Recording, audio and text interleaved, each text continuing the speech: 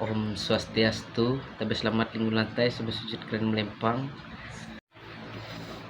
Perkenalkan, nama saya Andro, saya dari Prodi Kependidikan, NIM 23 13002. Kali ini saya akan membuatkan tugas video asal usul kelahiran Sri Rama.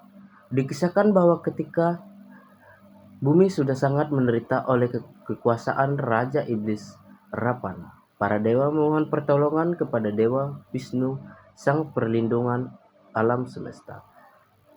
Repana memiliki anugerah dari Dewa Brahma bahwa ia tidak dapat dibunuh oleh dewa raksasa ataupun Maka Wisnu, namun ia berinkarnasi sebagai putra raja dari manusia. Dasar karena itulah Wisnu dari Ayodhya berjanji lahirlah turun Sri Rama dalam wujud manusia bersama 3 saudara kejahatan, Maharata, Laksamana, dan Satrugraha.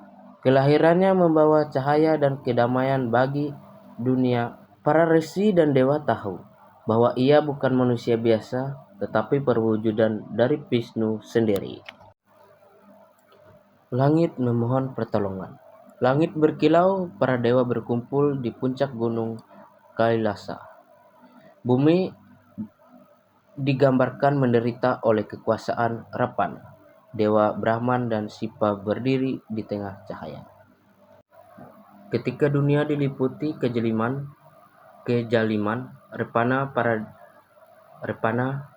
para dewa memohon pada Wisnu agar turun ke bumi. Hanya ialah yang dapat mengembalikan keseimbangan. Dewa Brahman berkata, "Ya Wisnu, hanya engkau yang mampu menegakkan Dharma. Turunlah dalam wujud manusia, lahir di keluarga Raja Dasarta." Maka lahirlah Sri Rama perwujudan Dewa Wisnu di bumi bersama 3 saudaranya, Bharata, Laksmana, dan Satrughna.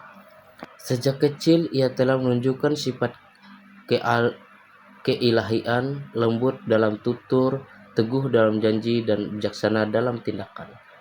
Ketika masa ujian datang, pembuangan ke hutan, penculikan Sinta, dan perperangan melawan Rapana, menegakkan Dharma dengan sabar tanpa kebencian.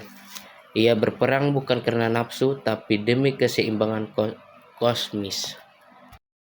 Bukan aku yang membunuh Rapana, sabdaya, melainkan Dharma yang menundukkan adharma.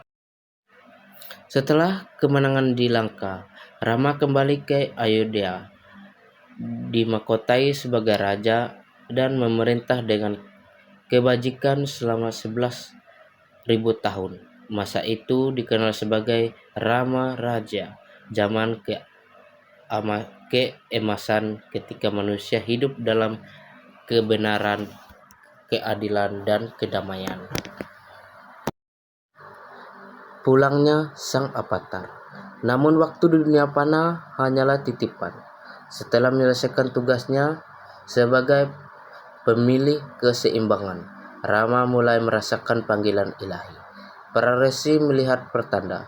Langit menjadi jernih, sungai mengalir tenang, dan burung-burung berhenti bernyanyi, seolah alam menyambut kembalinya sang pelindung. Sri Rama bersabda kepada rakyat Ayodhya, "Segala sesuatu yang lahir akan kembali ke asalnya. Aku datang sebagai titisan Wisnu dan kini waktu telah kembali ke Paitku." Ia kemudian berjalan menuju sungai Sarayu, diikuti oleh para bhakta dan saudara-saudaranya.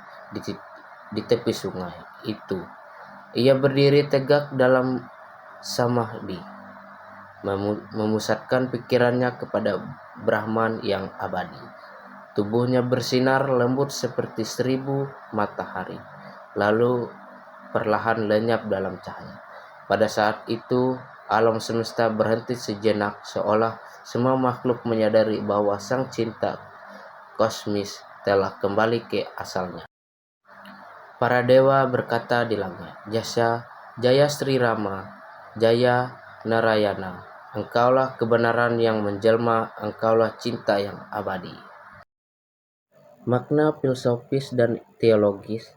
Uttarada Kanda bukan sekadar penutup kisah, melainkan pencerahan mati filsafat. Rama bukan hanya manusia, tetapi lambang dari Wisnu sebagai Dharma itu sendiri, yang datang setiap kali kejahatan menindas kebenaran. Kembalinya Rama ke Paitkulkam menunjukkan bahwa kehidupan dunia hanyalah lila, permainan suci Tuhan, tempat Dharma diuji dan ditegakkan. Manusia yang mengingat Rama dalam hatinya dan perbuatannya akan turun kembali ke asal yang sama, ke dalam kedamaian Rahma yang kekal. Penutup, demikianlah kisah Uttara Kanda yang mengajarkan bahwa yang lahir dari cahaya akan kembali kepada cahaya, yang datang untuk Dharman akan lenyap dalam Dharman. Karena tiada kematian bagi yang abadi, tiada akhir bagi cinta Wisnu yang bersemayam dalam diri Rama.